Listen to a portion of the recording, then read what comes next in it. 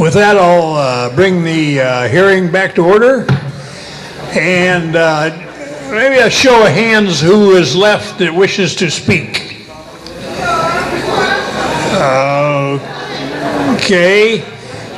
This may be doable. I was going to say, if anybody can't make it tomorrow night, I would invite them to be involved tonight so everybody gets a chance. But kind of on the honor system, if there was such a thing. But in this case, I don't know. We might make it tonight, but we shall see. So with that, you're on, sir. My name is David Wynn, a 70-year resident of Columbia. Former editor, the late Harvey McGee, owner-editor of the Union Democrat, was so concerned about the first fast food restaurant that came into Tuolumne County that he wrote 2 editorials regarding that particular issue. And as I see it today, Columbia is really the last bastion in Tuolumne County, with maybe the exception of Groveland, perhaps, that is not polluted with any kind of chain store, fast food restaurant, or anything like that. So I would like to share his first editorial, and then the lady behind me will read the second. Union Democrat, December 6, 1982. Growth. Burger King in rural America has it their way.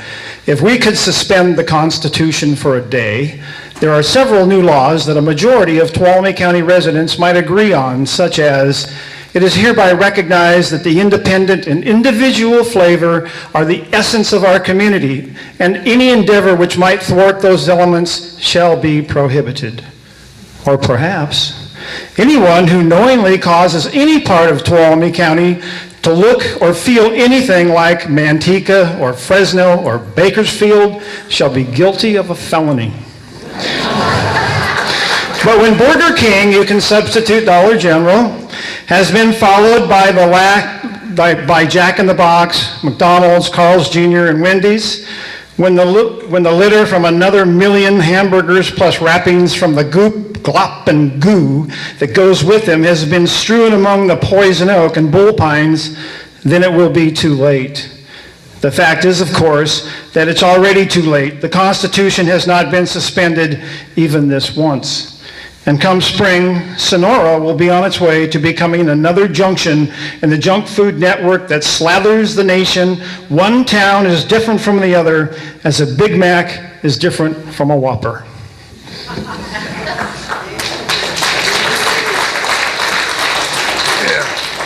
My name is Mary Ann Ashton. I'm a resident of Columbia and of this county for 60 years. This editorial is dated 1983, Growth, a plea for the uniqueness of the place. Letters to the editor seem to arrive in waves. Recall the letter surges of the past. The biggest, perhaps, was touched off by the state's search for a prison site here, Sierra Conservation Center. Readers have also been stirred in large numbers to comment on the price of a new jail, the county's Pink Clink, the coffee drinking habits of cops, the travel routes of deer. And now, with unexpected persistence and intensity, comes another issue, Burger King. Letter writers have been defending the orange emblem, the merits of Whopper sandwiches, the job-giving, speed-stressing qualities of the management, all with indefatigable eloquence. Good arguments, wrong channel. The writers have read the words spoken about Burger King, but they've missed the message. Burger King is not the target. Those are cries for survival. What you hear is the drowning independent spirit calling for help. It pleads for others to take notice how many proud and separate towns and cities have become garish, plastic facsimiles of each other. What you hear is fierce frustration, fierce because flavor and character are giving way to monotony and mediocrity. Frustration because the warnings are more easily scoffed than heeded. What comes out is an attack on the nearest target, in this case Burger King. What's being said is don't dip it all in the same fat, don't pack it all in the same styrofoam box.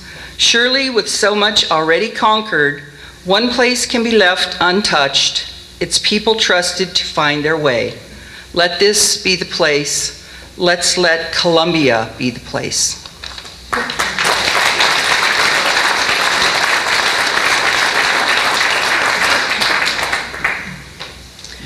Chairman Plant and Commissioners. My name is Chris Barsanti. I've been a resident and homeowner in Columbia for 36 years, and I was on the Columbia Area Planning Commission before it was disbanded for 22 years. I appreciate the design changes that Dollar General has made to attempt to comply with the Columbia Community Plan and the Columbia Design Guidelines. There are, however, significant policies and programs within these two documents that the proposed Dollar General application does not comply with. As staff has noted in their recommended finding A for denial of the project of the conditional use permit, the proposed signage is not consistent with Goal 15A4 of the Columbia Community Plan, which states, quote, require commercial signs to be compatible with the historic character of Columbia, close quote. The proposed signs do not meet this requirement. There is nothing historic about these signs.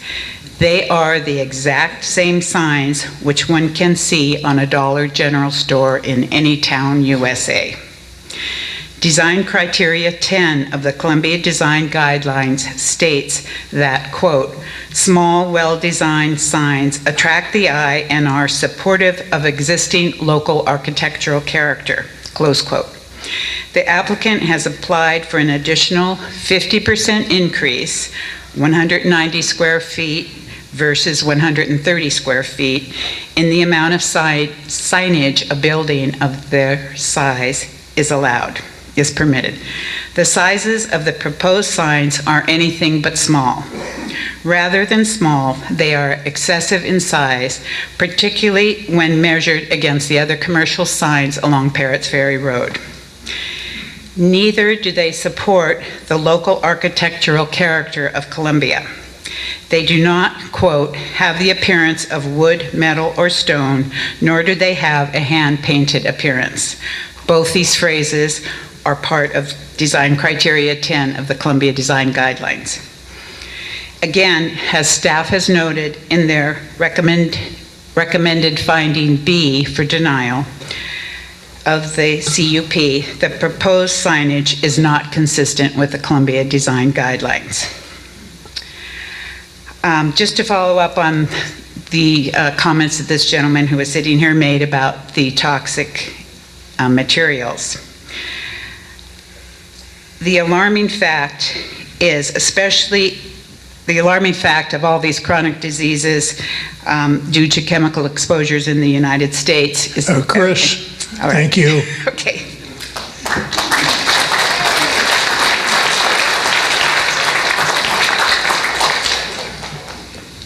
Hi, I'm Claudia Carlson. I own Claude's Columbia Market with my wife, Lisa Taylor, and I guess I have PTSD. A few things I'd like to address. First of all is that the direct competition to a Dollar General, of course, is going to be me. They are claiming that they're going to bring in basic services to this community, which they will, but the services are already here. This is not a food desert. We offer at our store every product that is offered at any other grocery store in this community. Not only that, but we also offer organic meats, organic vegetables, or everything organic in the store, gluten-free products. Our store, actually, we set it up to service our community, not to make a ton of money and send it back to Tennessee.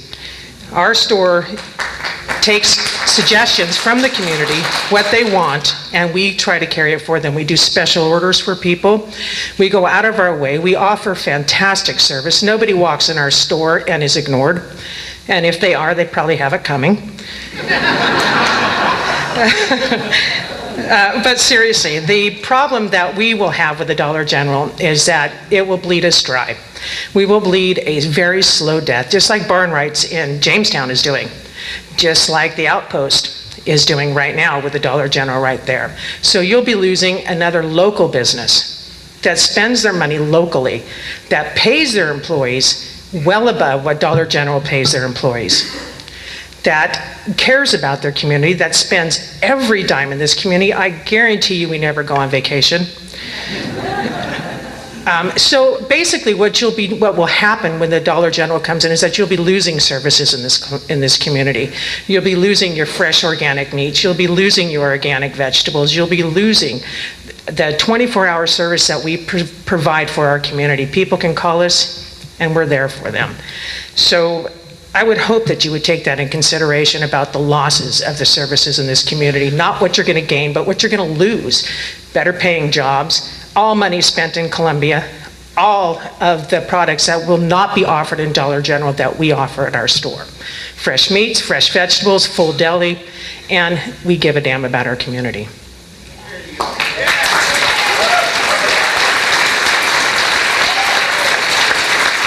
Sir. My name's Reverend James Lipscomb, and I have lived in Columbia since 1981. I was born and raised in Sonora. And after seeing what's happened in Sonora with the other big businesses that have come in and shut down businesses in town, I don't see where we need another Dollar General in Columbia. We've got one in Soulsbyville, we've got one in Jamestown, we've got the Dollar Tree at the junction, we've got the 99-cent store in Sonora.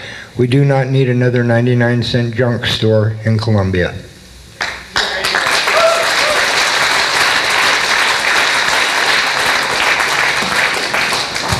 Good evening, ladies and gentlemen. My name is Hart Drobish.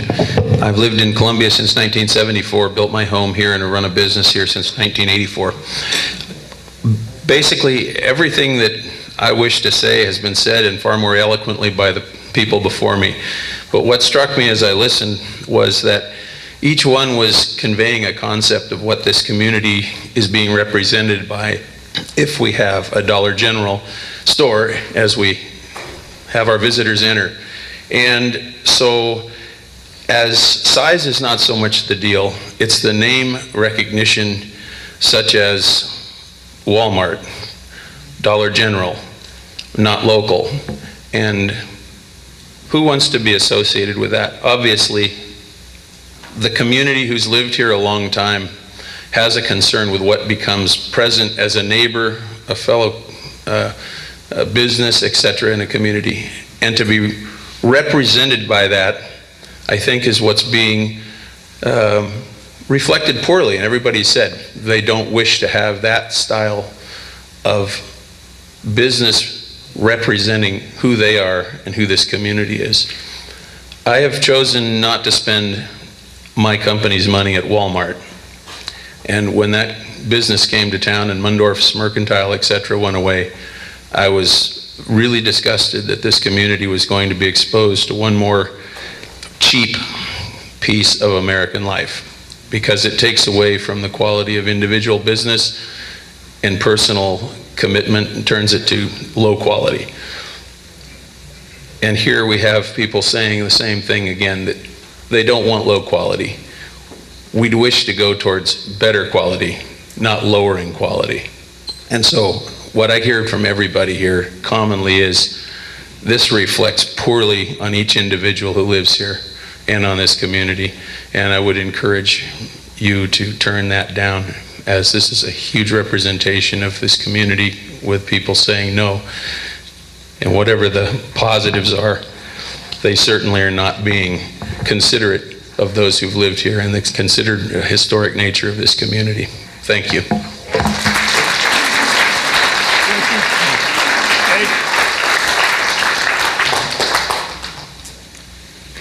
My name is Jenny David, and I'm the newly elected school board president of Columbia. And at 6 o'clock, when you started your meeting, the auditorium at Columbia School was filled with parents, grandparents, aunts, uncles, nieces, nephews, everybody there watching the winter concert. And I'm here for the children. I've been in education for 30 years, and my heart is for children. And I am very concerned about the safety.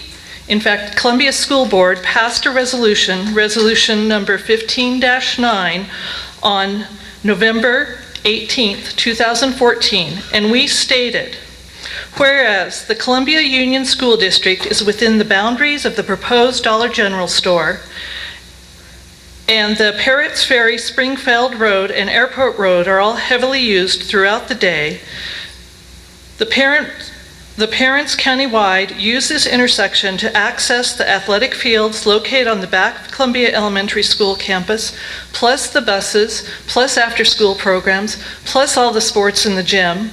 All of you know, board members, when you drive by that school, that parking lot is often filled because Columbia School is the center of the town for activities for our children. And to have a safety hazard there for parents, grandparents trying to get to see their grandchildren, their sons, daughters playing a basketball game, for children walking to and from school. This is why Columbia Board passed a resolution opposing Dollar General, because I represent safety for the children. The children of Columbia School are very important. The children of this community are very important to me, and I'm very concerned that this will be a disaster for them. Thank you very much.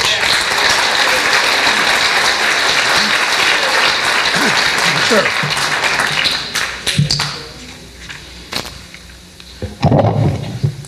My name is Michael Sharps, and my wife Rosanna and I are relatively newcomers as residents here in Columbia. There is no doubt varying reasons why people choose to live in Columbia, but I don't think it's a stretch to suggest that Columbia's rural, small-town charm is near the top of the list.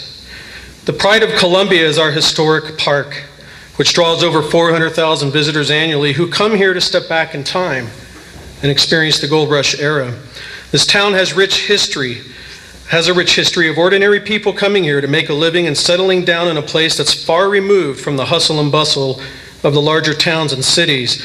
But all of that now is threatened by the proposal of a Dollar General, which, if approved, would radically transform the social, economic, and natural landscape of our small town.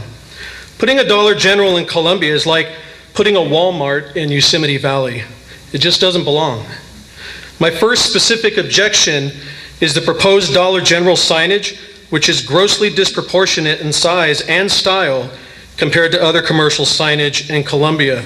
The plan calls for a total of 3 signs, and 2 of these signs will be attached to the proposed building, with each one nearly the length of a Tuolumne County transit bus at 26 feet long.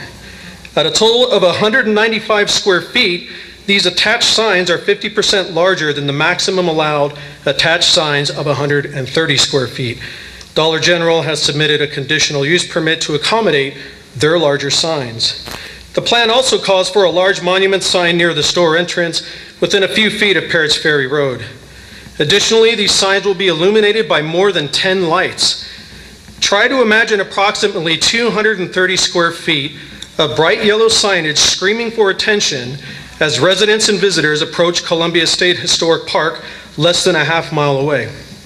The size and style of the signage is designed to stand out from the surroundings rather than blend in with it. The proposed Dollar General signage is simply unacceptable and grossly inappropriate. It would overshadow and stain the character of our town and the gateway to Columbia State Historic Park. My second objection, the proposed Dollar General building size, which is also grossly disproportionate compared to other commercial buildings in Columbia. I used a satellite map area calculator to determine the approximate square footage of 15 existing commercial buildings in Columbia, not including buildings in Columbia State Historic Park. The average square footage of these buildings is 2,628 square feet. At 9,100 square feet, the proposed Dollar General building would be 246% larger than the average existing commercial building in Columbia. You could fit 2 Claude's Markets and 2 R&L Mini Marts inside of the Dollar General and still have room to spare. In closing, with a signage that is 50% larger than allowed and a building that is 246% larger, please reject this project.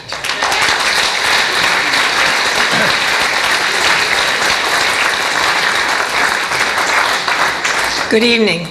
My name is Peggy Kingman, and my husband and I have been residents here for 10 years. I'm not here tonight to debate any further the merits of a Dollar General on the historic corridor of Columbia. That has been done in unprecedented volume via letters to the editor, emails, phone calls, and to the turnout tonight. I want only to address one question that has not been answered to my satisfaction. The question is this: do members of a community have any right or hope of influencing and determining its character and future in the face of outside interests who are moved by the bottom line? That is the question. Do members of a community have any right or hope of influencing and determining its character and future in the face of outside interests who are moved by the bottom line? This issue we are discussing tonight is the litmus test for the answer to that question. Members of the Planning Commission, you know how the community feels. Please answer the question: do we have a right? Do we have a hope? Thank you.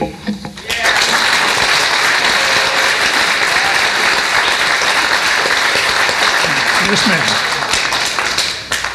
I am Janet Russell. I am the pastor of this church that has been here for 161 years and has served the community of Columbia faithfully for that 161 years. I speak only on my own behalf, not on behalf of the church. The church does not have an opinion on this subject. I personally do, on the grounds of safety.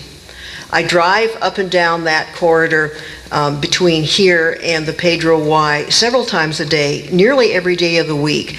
And like Joe Rotifer, I would say that that is absolutely a traffic nightmare. I have seen so many near misses and so many fender benders. And there really are a lot of people walking along that corridor who are also vulnerable. And I would encourage you to consider the safety of the people in this community as you make your decision.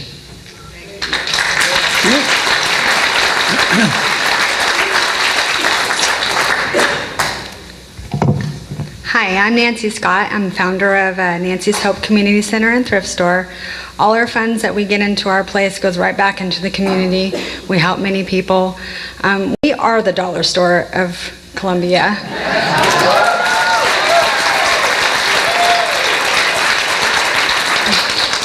And we don't want to mess up the, Columbia's small historic theme. We want to keep it quaint. And if we bring in the Dollar General, it's going to take away the old feeling that's here. And then I've heard that they don't treat their employees right. And we're a small-time family community here, and we take care of one another. And if we allow that, our reputation is going to be not good. Many small businesses bring more money than big box stores into our community. So let's not allow them here, please. Thank you.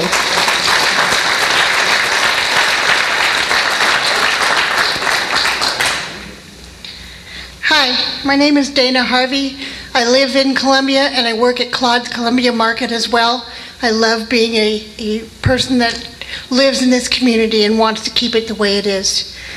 Imagine you're back in Columbia, California, and the date is January 7th, 1860. The entire town is celebrating the arrival of the second fire engine, called the Monumental, renamed Columbia Engine Number 2 after raising $2,000 to procure it. This engine first landed in Bensonville and was housed in Hughes Barn. This beautiful fire engine and its teammate, renamed Tuolumne Engine Number 1, are still on display to this day in historic Columbia State Park. I spoke to Jennifer of the State Park office this morning, and she confirmed that 400,000 people visit the state park every year, of which 40,000 are bused-in school children.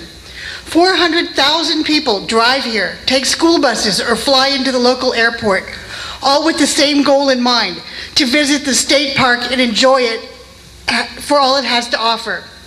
That includes the shops, historic buildings, food, tours on foot or horse carriage, and the 2 fire engines, which all get millions of photographs taken each year. The location that the Dollar General is planning on building, the over 9,000 square foot eyesore, is the exact location that engine number 2 landed. It is not only the portal to the state park, but a historic landmark that once had a marker to prove it. This property is across from the planes, where the planes fly in, and right where every one of the 400,000 people coming to live one day of charm in history will have to pass, not only on their way in, but the last thing they will all see and remember as they leave. This is a travesty that should never ever be allowed to change the history and memory that we here in Columbia work so diligently at to procure for one and all. Thank you.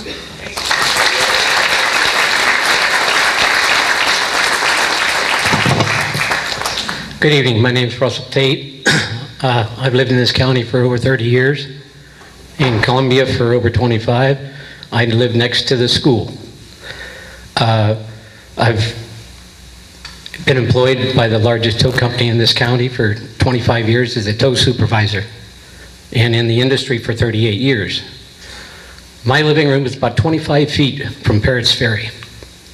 There's over 100 trucks a day from one of the corporations in this area, which provides excellent jobs for the community. But I've seen some close calls. And the Parrots Ferry corridor, I've worked many of bad accidents. And the only thing that helped was changing the speed limit. But you know, like anything else, if it says 15, everybody's doing 25. So one of my main concerns is the traffic. The existing property a few years ago, a huge pine tree was cut down. You're going to lose some of the pines in some of the area where the widening of the road, and that's going to come out of the taxpayers' money. The jobs that they say they're going to provide, the corporations in this county, the large ones, they're not going to give anybody more than 30 hours unless it's something out of the ordinary.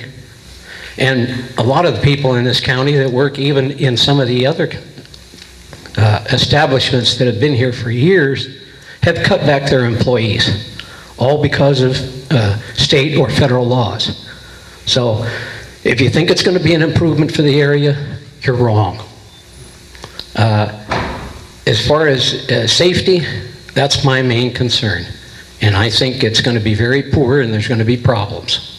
Thank you.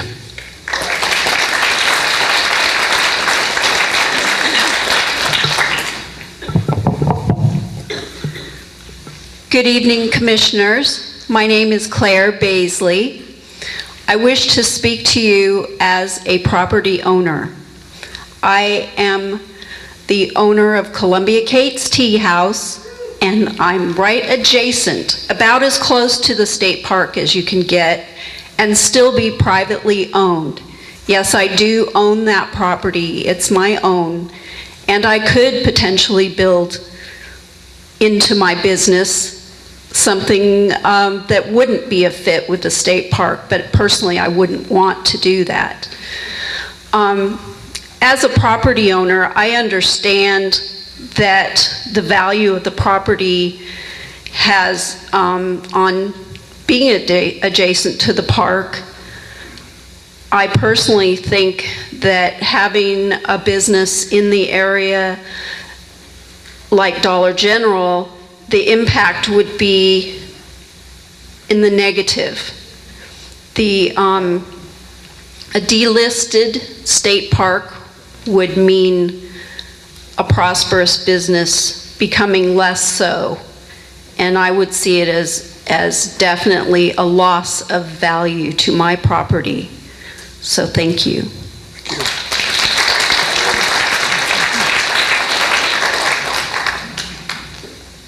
I'm Marilyn Fulham. I was a member of the Columbia Area Planning Commission. Parrots Ferry Road is a difficult corridor to operate a successful commercial business. Here are some examples of former businesses along the corridor. 1, the current State Park District Headquarters building across from the Fallon Hotel originally held several restaurants in succession, which failed, and the building was sold to the state park.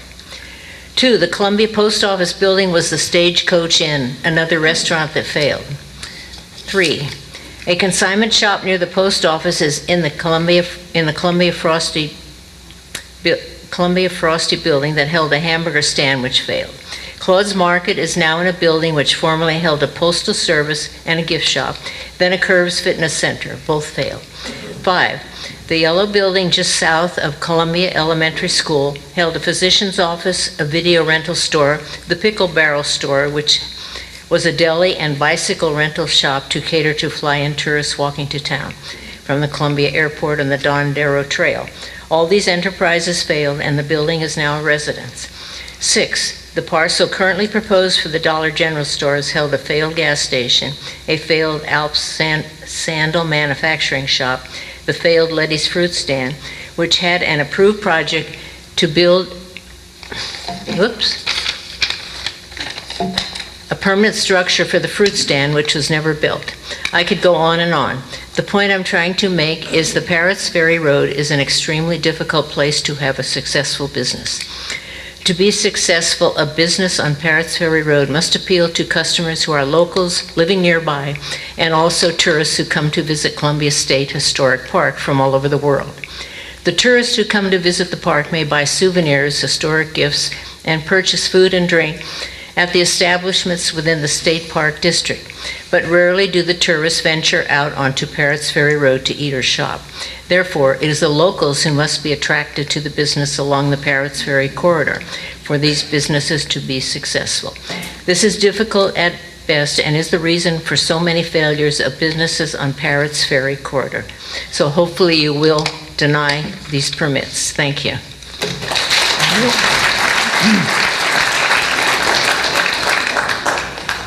Chairman Plant, excuse me, and members of the commission, I'm Phil Reese, a 28-year owner of a home in Columbia.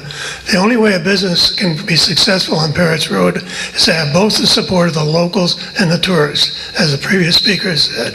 I think it's quite evident from the showing here tonight that the locals are not going to shop in a Dollar General store in Columbia. This is especially true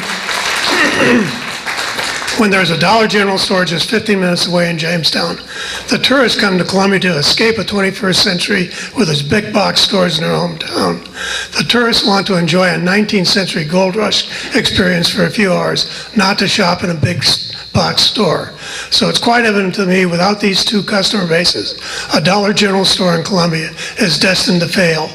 As a result, I respectfully request that the Planning Commission make a motion, discuss, and vote on adding the following condition to each of the two permits prior to the final voting for approval or denial of the Dollar project. Here's the conditions. I have handouts for staff and you. When a Dollar General store business fails due to poor economic performance or any other reason, the applicant decides to discontinue or close the business of the store and abandon the property. 1, the applicant shall remove all structures built under the two permits, including buildings, signs, parking lots, encroachments to the road, landscaping, sidewalks, curbs, and subsurface water impound basement. The applicant will grade the parcel to nearly original level, filling in the depression for the subsurface impoundment basin. 3, the applicant shall cover the parcel with good soil, plant drought-resistant native ground cover over the entire open space of the parcel. 4, the applicant shall plant for each tree removed during the construction 3 trees of the same species in the original location of each removed tree. 5, the applicant shall perform this site reclamation work at its own expense. 6, the applicant will complete the site reclaim work no longer than 6 months after the date it discontinues the business. End of condition. It's a horrible mistake to approve a Dollar General store on a proposed site on Parrots Ferry Road.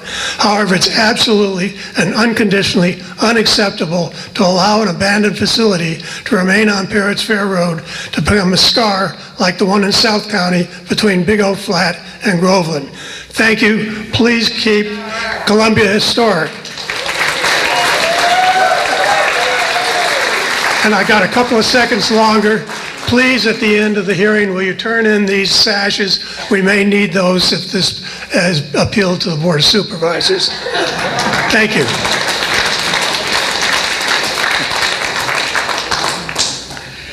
My name is Tom Presler. I'm a resident of Tuolumne County for 40 plus years, longer than I'd like to remember sometimes. What I read when I'm reading this document is I read a seriously flawed document. I was personal friends with the Martins, who owned Columbia Mobile Station. I've probably not the only person in this room that ever bought fuel there, or used the restroom. If you remember, if anyone is here to remember that, the restroom was totally unusable due to the fuel that was in the toilets. That was in everybody was warned, do not smoke in that restroom. Okay, and I see this small limestone outcrop, this picture on page 39. That it happens to be a well. Underneath that, when that land was graded, they disappeared the well by putting limestone blocks on top of it. Now, I'm sure if you carefully dig that hole up and take a water sample in that well is full of gasoline and petroleum products. It says right in the environmental impact report that they only removed 2 of the 3 possible tanks on that piece of property. And despite the fact the county signed off on it, that was years ago when a lot of things got signed off in this county. But I find it seriously flawed, because that entire piece of property was one big polluted mess.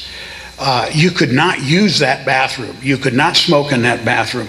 That was told to me by the Martins, who were personal friends. I went to their weddings, I went to their funerals. That property is an environmental mess. And until we have a new review of that, nothing should be permitted to be put on that property. Thank you.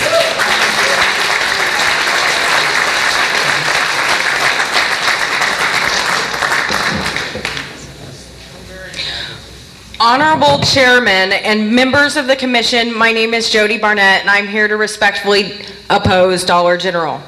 I urge you to deny their permits based on the project's general inconsistency with Columbia's rural and historical character. Columbia is rustic, Columbia is old, it's bearded and unbathed, it works hard, it has a slower pace, and it always shows up for the important stuff. Columbia is a rebellious relic where everyone is accepted, and that's why people visit and return. Conversely, Dollar General is new, it's sterile, it's shiny and shaven, it's big store, big sign, big automatic doors, and it would be a big eyesore on our historic corridor. In a struggling economy that is deeply rooted in character, the negative impacts that this project would have are not acceptable. The county refers to existing vacant retail space in Columbia as due to turnover and not blight, but I respectfully disagree. If approved, income made and jobs created by Dollar General will be at the expense of existing business in and around the state park. There are currently no large-scale commercial centers within the boundaries of the community plan, and that is how it should remain. With warehouses of cheaply made goods from outside the United States and uncharacteristically long hours, Dollar General would pose an unfair edge over small businesses that strive to fit within and complement the unique character of our community. Local business owners and volunteers here pour their hearts and souls into events that will draw visitors to town, and when they work so hard to create an authentic atmosphere and build local economy, it seems counterintuitive to mar the historic corridor. For the tourist, the landscape tells a tale of living history, and I believe that journey back in time begins at the Pedro Y. Most of us will outstay Dollar General's time in Columbia. Whether it's due to blight or turnover, it is inevitable that Dollar General will close sometime in the future. And at that point, a huge retail space will be more difficult to fill and likely remain a large empty shell that will look like blight regardless. We need smart planning to protect historic areas against this type of development for the future. As I see it, you have 4 possible actions that you can take in this matter. 1, you can approve Dollar General despite overwhelming opposition. 2, you can approve the project with the stipulation that the building will be dismantled and removed if and when Dollar General vacates. You can stall the project until Columbia Community Plan is revised, or you can reject Dollar General out of hand. And I suggest that you take the last option and say no to Dollar General.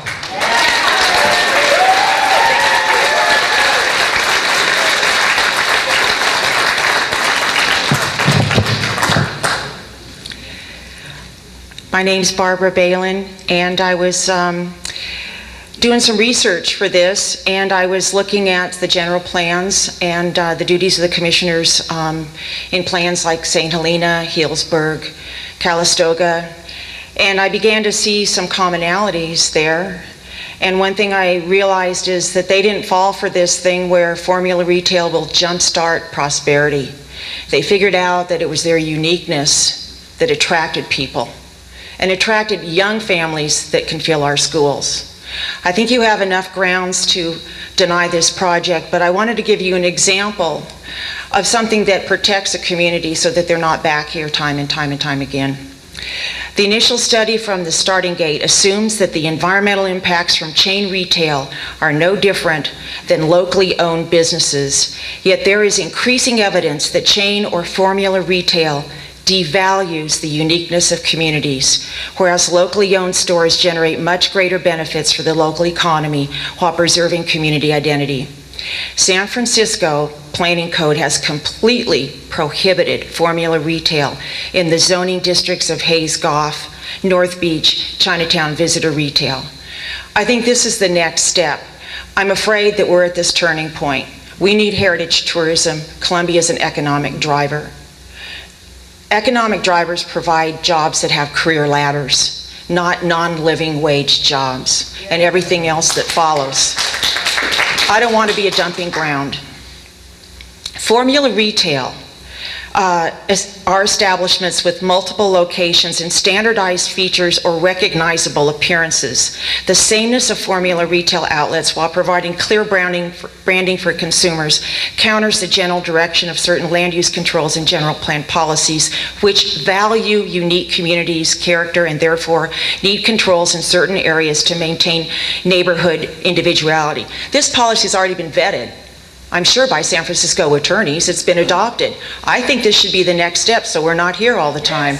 I looked up your role, and under Government Code Section 65100, it says, each planning commission, this is state code for you, shall consist of at least 5 members, all of whom shall act in the public interest. Yes.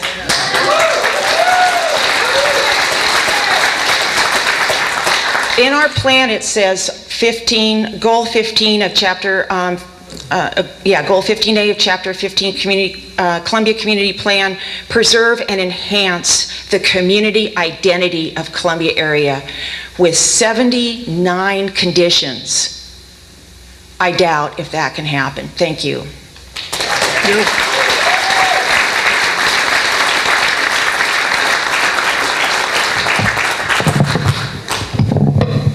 Carl Baker from Columbia. I want to thank the Commission for the chance to speak. I thought it was interesting the beginning of the presentation that we saw comparing the north end of Parrots Ferry corridor to the south. I think, considering some of the other speakers, Mr. Reese, we do have to acknowledge that we have some problems with the development that we've approved on the Parrots Ferry corridor. And we need to think about how we develop that corridor. We have too much pavement, too much parking out in front, too many buildings that have been repurposed and repurposed and repurposed. And we need to acknowledge that we're not just approving a Dollar General here. We're approving a building that's going to stay whether Dollar General stays or not. Given that, I think we need to think about the scale of the building. You have a draft resolution to deny this project based on the scale of the building. I think you also need to think about whether the scale of the building is adequately addressed in the initial study and whether it's been mitigated to less than significant. The other issue is with the parking. The initial study notes that there's only one business on the corridor that doesn't have parking in the front, and that's Dr. Jaggi, and the building was already there. It's clear the guidelines say that you don't have to put it in the back. You can put it in the front and put some landscaping. But if you look at the cumulative impact, you need to think about whether we're actually mitigating that impact to less than significant. If we drive down the corridor and we see pavement everywhere, are we actually mitigating the impact to the park? The last thing I wanted to talk about is pedestrian access. When I see that pavement, I like to see that pavement on the side of the road, giving the kids a place to walk, giving people a place to ride their bike. I look at this building and this site plan, and I see pedestrians having to go around the corner and through the parking lot to get in the store. That's not where we should be going. We should be looking at a store that is friendly, that people can go from the sidewalk into the store and move away from pavement for cars and start thinking about pavement for people. Thank you.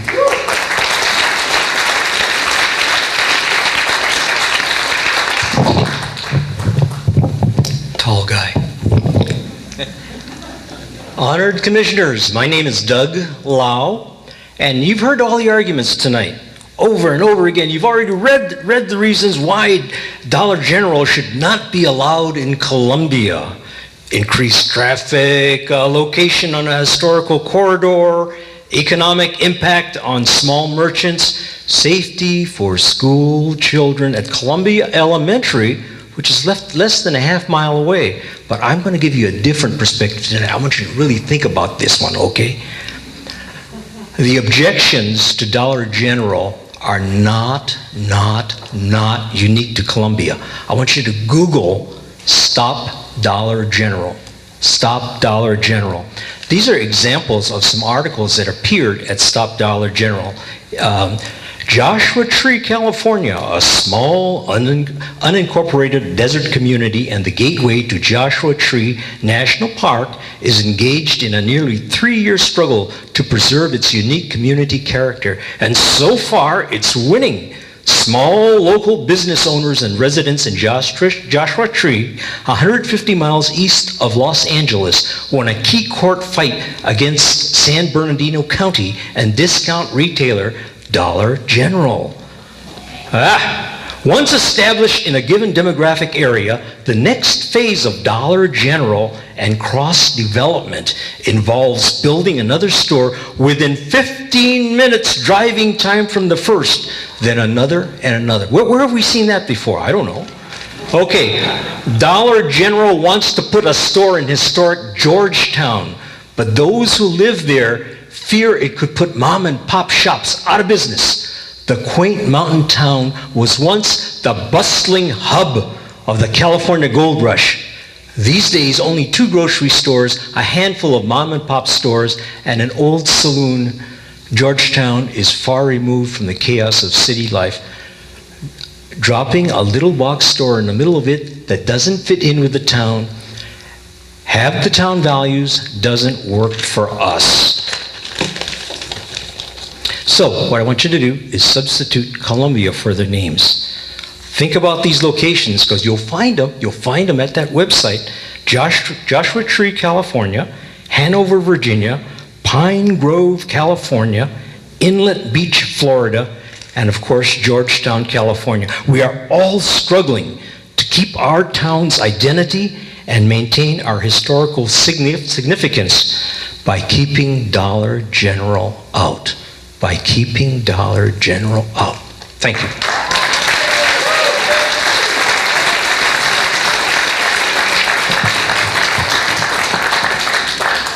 Hi, I'm Marty Olson. I live in Sonora. Every weekday morning for the past 10 years, I've been meeting friends for a walk at the airport. After our walk, I exit off Airport Road, turning right onto Parrots Ferry Road. I look to my left, I look to my right, I look to my right again, towards Springfield Road. This is an area where traffic converges from 4 different directions. There are big ore trucks, school buses, along with general traffic. I've even seen a young boy wearing a bike helmet riding his scooter to school. As I turn right onto Parrots Ferry, I visualize the 9,000 square foot building across the street.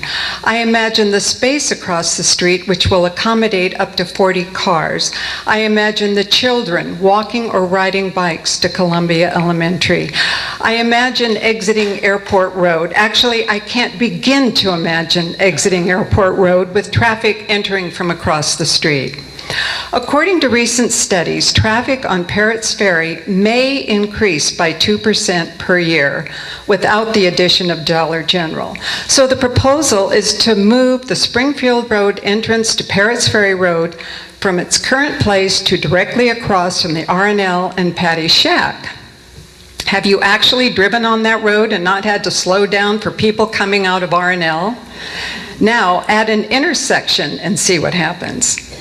Moving the intersection will cost approximately $1.25 million. Dollar General will be charged their fair share of under $35,500. Who's paying the unfair share? Along with traffic issues, we need to be aware of other dangers. The October issue of the American Journal of Preventive Medicine states, quote, "We are buying more of our junkier food at big box stores, warehouse clubs, and convenience stores, and less at grocery stores." An analysis from the University of North Carolina at Chapel Hill shows that the percentage of food dollars we spend on packaged snacks, desserts, and sweet drinks at these retailers almost doubled between the years 2000 and 2012 to 40%. Packaged foods at those stores tend to be higher in calories, sugar, and fat than similar items bought at grocery stores. My husband and I came here on our honeymoon 49 years ago. We wandered over the nearby areas, not only imagining, but seeing life as it was in the 19th century. The Dollar General proposal makes me think of what my grandmother would have said. This is not appropriate.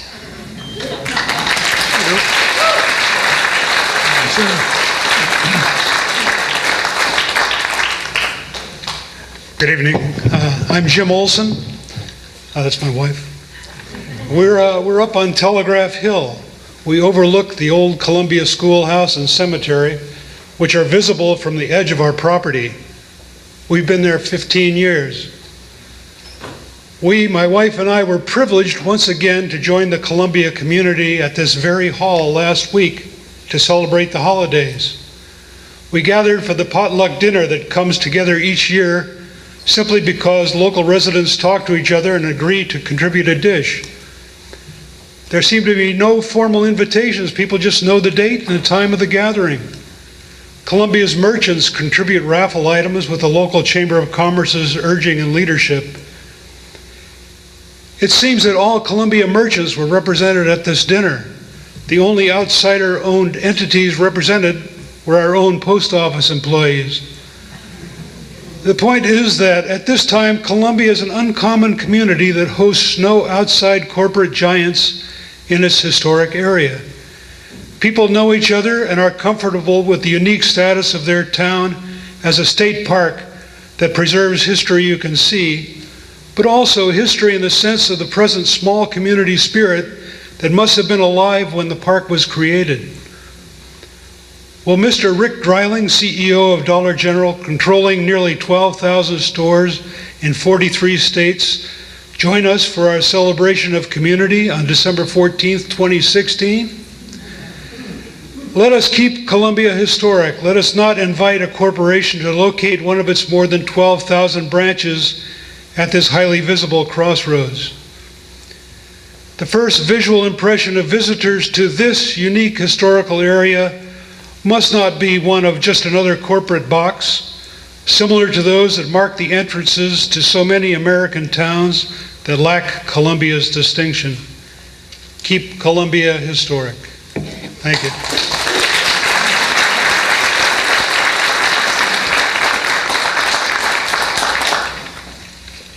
My name is Sharon Grout. When Columbia was dedicated as a state park in July 15, 1945, Governor Earl Warren, in his message, said, "Our purpose here today is important to every Californian and to the future of our state. No state has a more romantic history than our own. No state required more hardships and perseverance to get its start. There is no place in California that is more truly Californian. No place with a more complete history of the successes and disappointments of our early day struggles. Here, for a brief period, flourished a full-fledged community with its own schools, newspapers, express office, stage lines, and banks. It was towns such as this that first placed the name of California upon the lips of people in every part of the world. These are scenes and reactions we want to preserve. They help us understand not only the beginnings of our state, but the human qualities which have made our state what it is today. A threat to Columbia from the beginning of its dedication as a state park was recognized as being encroachment by modernities. So scenic easements on private properties bordering the park were pursued to protect the entrances to Columbia. This was reinforced when 25 years ago, a survey was again conducted amongst state parks, asking for ideas to protect the gateways to all state parks. In Columbia, the threat was again seen as out-of-scale developments on the Parrots Ferry entrances. The proposed Dollar General building presents an out-of-scale structure more Western than Gold Rush. The floor-to-ceiling heights of the proposed original Columbia buildings, as well as the height-to-width ratio, should have been considered in the design. The windows appear to be darkened glass or faux wooden shutters, which show up nowhere in Columbia's original buildings. They should be see-through glass. The sign, although reduced in scale, still not appropriate in color selection. It should actually be reversed. And it should be painted on the structure. The building should be flush to the street, as the original Columbia structures are, rather than using as examples buildings which were erected in the 50s, 1950s, and 60s. The comparison should have been to original Columbia structures. Most importantly, the businesses in Columbia were, as Governor Warren stated, and are community. The townspeople supported then and support now school and fighting funds. Thank you very much, Sharon.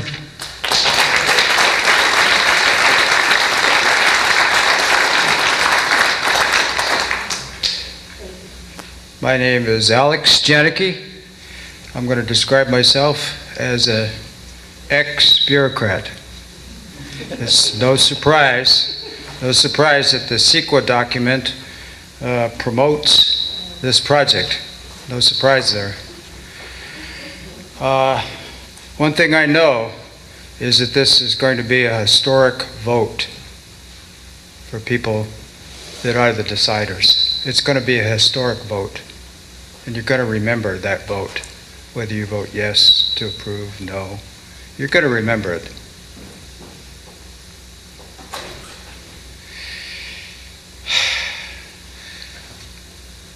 I spent some time growing up in Texas. I know that they very quickly, I know that they're very proud of their state, they're very proud of their historical heritage. There's a place called San Antonio. The Alamo is very important to the Texans. The Alamo is in San Antonio. And I'm asking myself, would a corporate business in Texas actually do what they're trying to do in Columbia? Would they actually do it right there next to the Alamo? I'm kind of asking myself that question. Yeah. So getting back to this historic, I think it's, and I'm very proud of the people that are here talking about this. I'm very proud of you, everybody. So I asked myself, is this a lame horse that this CEQA document is selling to the technocrats of the Planning Commission? I asked myself that. You know, I'm an ex-bureaucrat. Another thing that I do know, you know, I know something about soil remediation, and I think people that are considering a yes on this project better look at that one real hard. Soil remediation relative to the gas tanks or tank issue. That's pretty serious, especially in this limestone geology. A very historic vote. Thank you.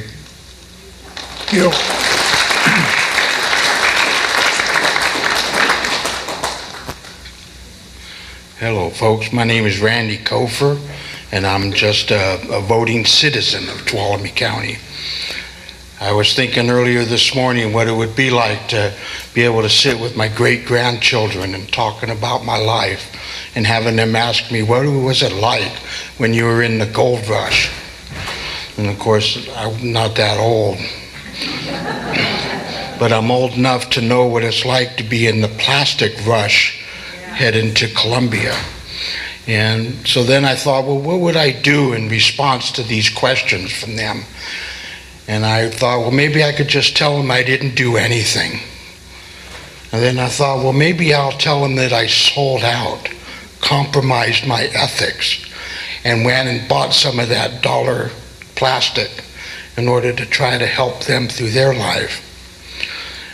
But I stopped and I took a look at it and I reviewed my ethics and what I think is right compared to what I think is wrong.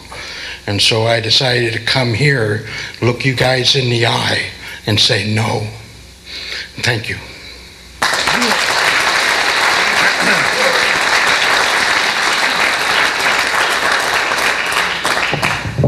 My name is Joe Sperano. I'm with the Tuolumne County Historical Society, and I'm the chair of what we call the Landmarks Committee. It's a 9-member committee. Could be substituted for some of the review boards that have been removed. But since we're all volunteers, it's free information. I want to have a few important points to make about the negative declaration for this project. The initial study in the negative declaration findings that a proposed Dollar General store in Columbia will have no significant effects on the environment. I'm sure by now you realize that's true. The TCHS Landmarks Committee opposes this finding on the grounds that the scope of potential impacts generated from this type of discretionary projects on Columbia Historic District, which has state and federal significance, exceeds the judgment and deliberation and the intent of the initial environmental study. The study focuses on consistency with the general plan, which does not justify a finding that the project has no significant environmental impacts. 2, the initial study omits a description of the Columbia State Historic Park as a significant historic resource listed on the National Register of Historic Places. Historical resources are recognized as a part of the environmental study under CEQA. There are a couple of paragraphs that I wanted to identify, which we have submitted to the CEQA findings.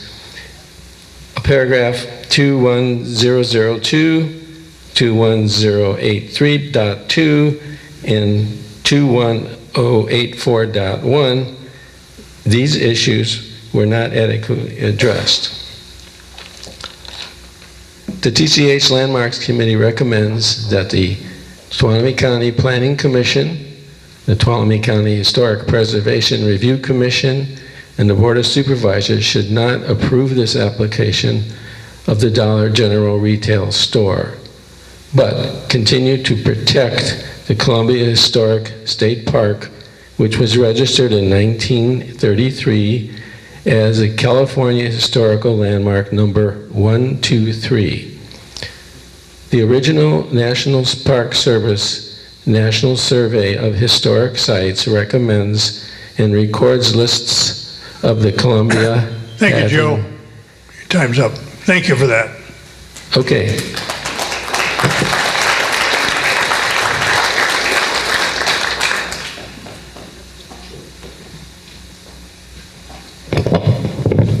Hi, my name is Angela Matalich, and I am an owner of 2 concessions in Columbia State Historic Park, both Brown's Coffee House and Sweet Saloon, and the Fallon House Ice Cream Parlor.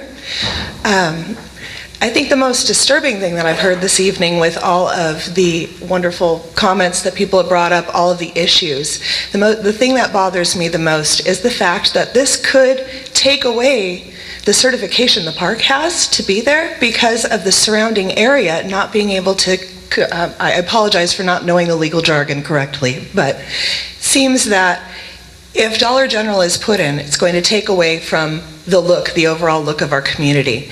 It used to be a landmark on that site. Now there's no landmark there anymore. We've run a risk of having the park pulled twice in the past 10 years. Anything that could negatively impact the park is going to negatively impact this community way more than the positive effects of a Dollar General. I know we cannot discuss the financial impact on the businesses themselves. However, the businesses within the State Historic Park are interdependent with the existence of the park itself. So when you're talking about not considering financial impact, the park itself and the businesses that are in that park are hand in hand with the state to keep this going. We're in partnership with the state. So please consider this very carefully and vote no.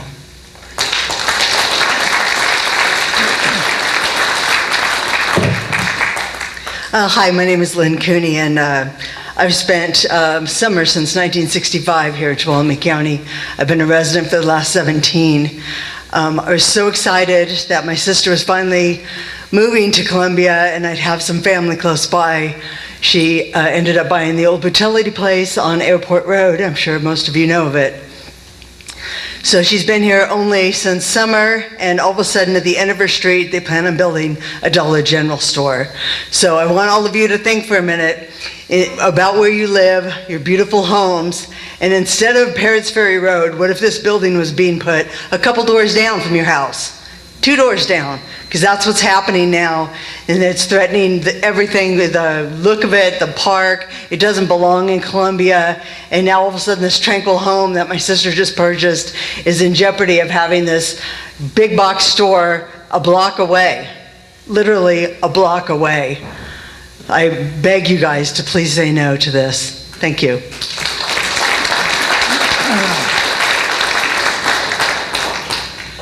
My name is Lynn Lewis. I'm a relative newcomer. I've only been up here for about 3 years now. My family's been up here for about 20 years, and we own about 40 acres north of the park, although our private road abuts into the third portion of the parkland. There's a couple of things. One, obviously, I believe that you have numerous reasons legally why you should and could deny this application. One of the reasons is right here. I think that it's very dangerous for the children and their parents with the school so close and the problems we have already. These are the 2 other considerations I've not heard of here. One, I thought it very important to keep my daughter up this late. We should have been in bed by now. But democracy. I believe it's supposed to be for the people. Okay? You've heard from the people of this community. And so for a few to determine the rights of the many is going against what I've been trying to teach my daughter. And here's the other consideration that I've not heard from anybody else. My personal property values. Okay, like I said, I have 40 acres up above the park right up here. I pay an enormous amount of property taxes each year. I'm looking at my personal property value going down. If you bring in more Dollar Generals and more low-income housing, and we continue along that vein as opposed to trying to support the historic value, which will bring in more of a tax base, and look at the longer future of this community. You know, I'm going backwards and not forwards, and I'd like to leave a good legacy for my child. Please deny this. Thank you.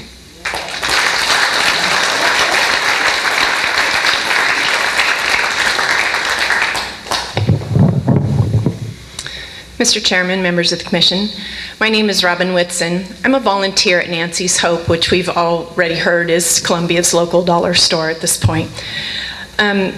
Everything that comes through that store is donated by the community. It's sold to people, whether they be visitors from out of town, local people that need help, receive many products free of charge if they're just unable to pay. We take care of the people in our community. And we have a variety of programs, 14 of them, that serve the community in various ways. Princess Project for girls that need prom dresses.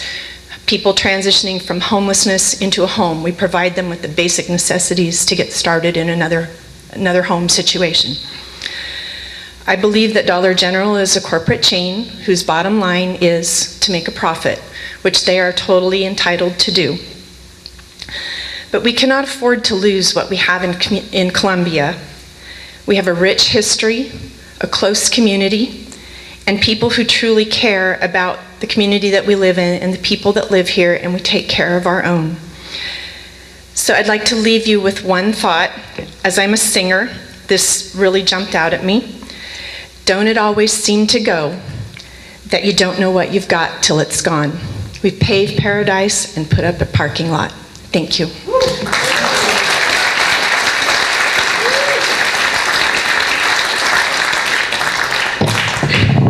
Hello, my name is Joe Opie. I am a lifetime resident of Tuolumne County, and I wanted to stand up as one more voice in opposition against this. I know you folks yourselves are locals and you've thought deeply about this situation, and I would very much hope so that you have thought that 2 is too many and 3 is absurd. I don't know who's here representing Dollar General because I showed up late to the meeting, but I apologize to you for working for such a corporation, and I hope you find morals. And as for the rest of the situation, you know, we can go on and on about the obscenity of the building and how it looks awful and all these things, but what it really comes down to is I'm a citizen of this community and I don't want it in my community. We have 2 already. Walmart came in, we're out of the old hardware stores that were in town. Lowe's came in and Andy shut down. It's pretty simple, folks. Thank you.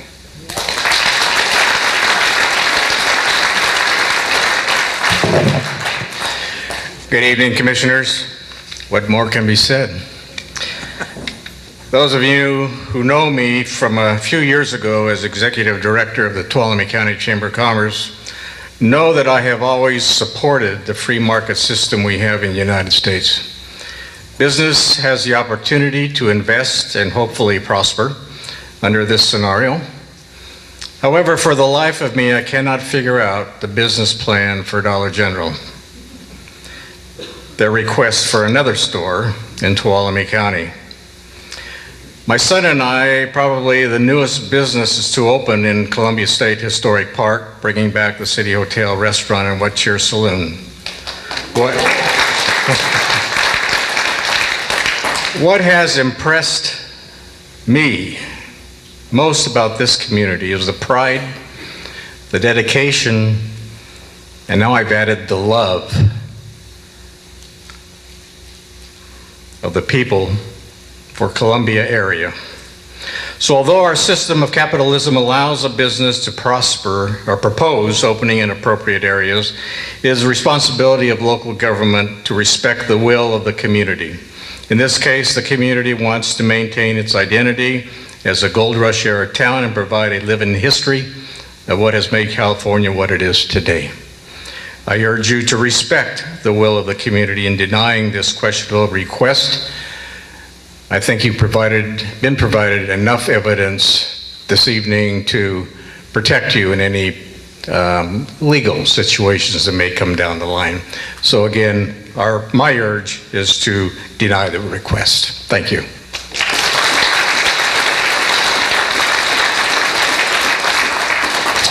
Hello, my name's Debbie McPherson. I first stumbled, and thank you too, by the way. I first stumbled into this town in 1982 and was totally amazed at the dedication of the town itself and a historical aspect. The people in it are so protective of their historical value, their deer, and even the corridors around it. I've seen them fight, even with trying to keep State Park from getting quite too much hold. I've seen them fight for all these things for all of these years. And I've been to a lot of places, and you cannot find this place anywhere else. There are no Columbias, just this one. Please save it. Please save it now and in the future for all these wonderful people. Thanks.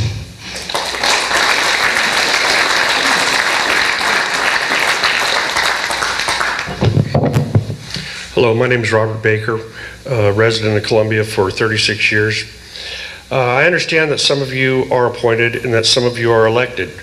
Those of you who are elected, let me remind you that we are your constituents. Your constituents are not some corporation based in Tennessee or Texas. Your job as an elected official is to represent the will or desires of your constituents. It is quite obvious that the will of the people is to not allow this project. There are some that claim by not allowing them to develop as they wish, they are being deprived of their private property rights. The reality of that argument is that no private property owner has the right to do whatever they please. There are so many reasons not to allow this project: traffic, taxpayer cost, loss of community identity, just to name a few. I'm sure there must be some benefits. Unfortunately, those benefits will be for some corporation based in Tennessee, due to the fact that that is where the money will be sent.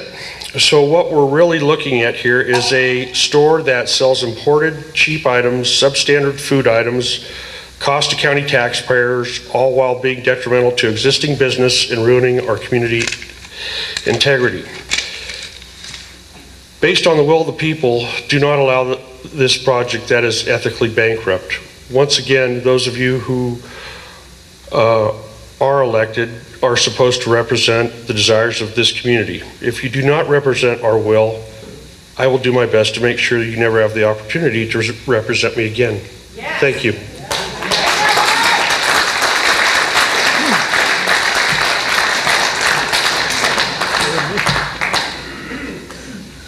Hello, my name is Leslie Davis. My husband and I moved to Columbia from the Bay Area almost 10 years ago, so we're real newcomers, but this is our home now. We moved here because we wanted to live in a small, rural community. We particularly like the fact that in Columbia there are no strip malls, no urban blight, no freeways, or much noise and light pollution. In my letter that I sent in September to you, I gave 12 reasons that I'm against the proposal for Dollar General to come into Columbia. But since then, I've thought of a few more, and I'd just like to give you a couple. I know everybody here tonight has given so many good reasons. One thing I want to say is that every designer knows that you need to provide some white space when you're designing something, meaning things cannot be too crowded. When I look at that 1.4 acre lot on Hauser Lane, I can see that it's really too small for a 9,100 square foot building and parking for 40 cars. In addition, they're going to have to take out some of the beautiful living pine trees to be able to squeeze it in right next to Patty Shack Restaurant. Visually, it just won't look right. And then also the proposed building, is a faux look, and it's not the real thing, and I consider it an insult to Columbia. And another thing I've noticed is other chain stores like Target and Trader Joe's, for instance, will not build in a community of our size, as they know that it takes a certain concentrated population of potential customers to sustain their businesses. I do not think the Dollar General will be able to make a profit from the few people in this area who will visit the store. And I, for one, will boycott Dollar General if it is built in Columbia. Then there's the problem of having an ugly building and parking lot standing empty when they go out of business. That is what I call urban blight. So in closing, I just want to thank you for carefully considering all the statements made this evening, and plus the hundreds of letters and emails you've received. And I want to say that we love our unique historic community. Keep Columbia historic. Thank you.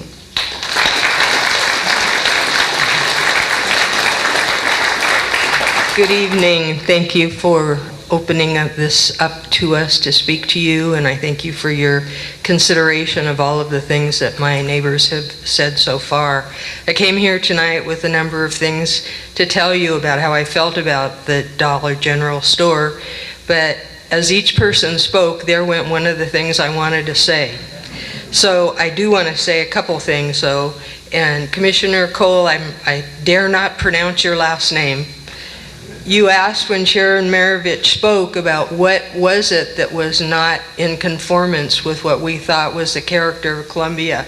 These renderings show you two of the pictures of the sides and the back. So this is what it would look like. The other thing I am here to say is that I am most concerned about the health, the welfare, and the safety of my neighbors, of our community members, and of our visitors.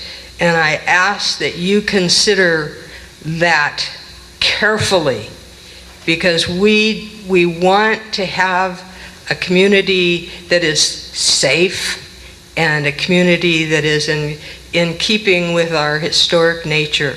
Thank you. Thank you.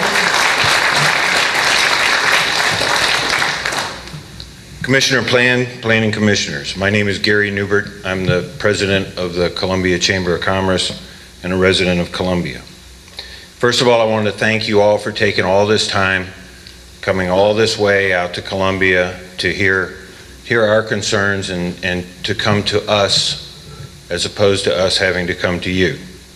Also want to thank everybody that showed up. I know how hard it is to take this time and to stand up and speak in front of people. It's not very easy to do. I heard a lot of very eloquent things. I also heard some very good reasons as to why this application can be denied. Safety was one of them. The inconsistencies with the design review, the traffic mitigation not being settled. I don't think that that piece of property that the state has is in play for mitigation. So I think the mitigation deal has to be redone completely. The risk to the national historical status of the park, I don't think we should do anything that provides any way of losing our historical status or putting that at risk. But a final thing might be just its inconsistency with the Columbia Community Plan. And along those lines, I would hope that this becomes a catalyst for some work on that Columbia Community Plan. There's a trail that's been designed from the college to Sonora. There could be a trail designed from the college to Columbia. There could be the utilities taken underground. There are a number of things that can be done to enhance the look and feel of the community. They can be embedded in our community plan, and the community plan can continue to be a reflection of our values. So what I would like to see come out of this is further work on our community plan, which is up for revision now, and I would hope that the Planning Commission sees fit to deny this application and that we start work on our community plan. Thank you very much.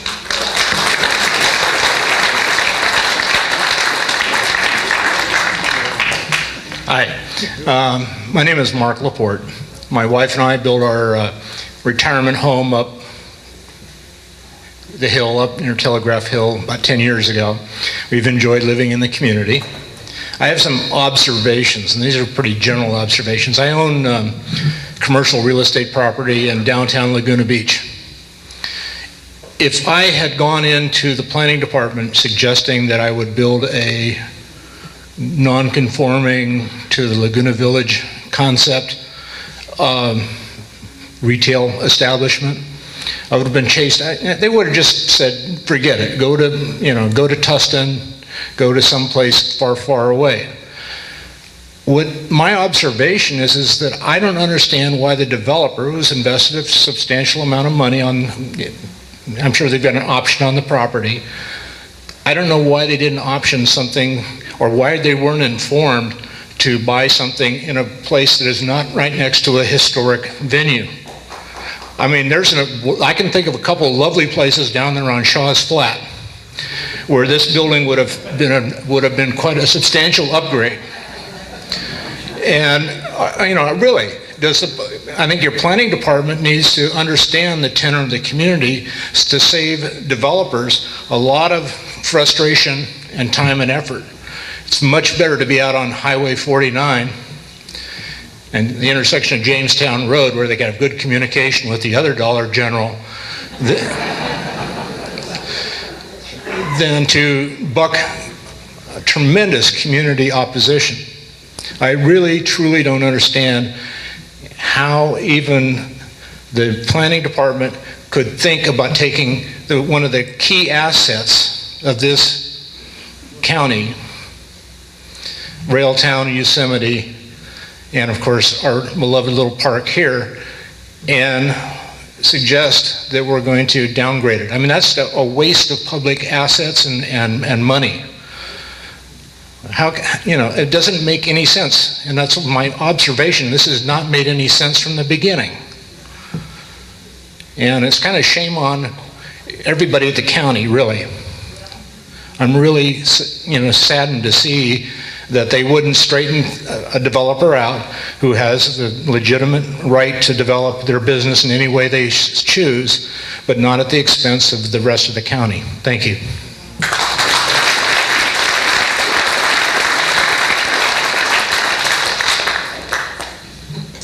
Hi, Mr. Pland. I'm Terry Henderson. I've been a resident here in Tuolumne County for about 20 years now. And I just wanted to point out that you've had so many community leaders, business owners, people that have been here and supported our county for years, expressing their concern over this. And I just truly hope you guys do take into consideration everybody's wishes. Thank you. Thank you. Okay, anybody else would like to address the commission opposed to the proposed project? Last call.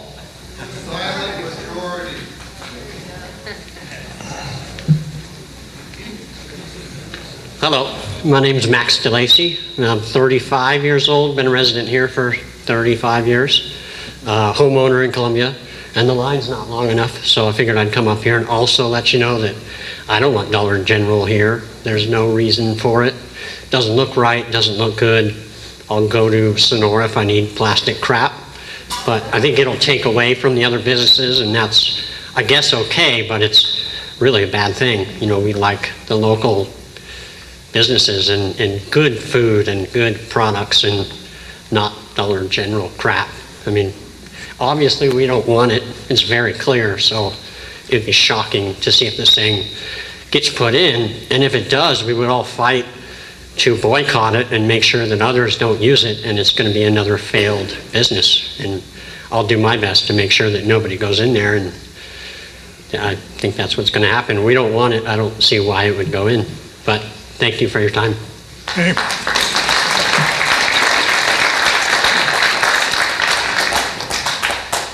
My name is Floyd Oedegaard.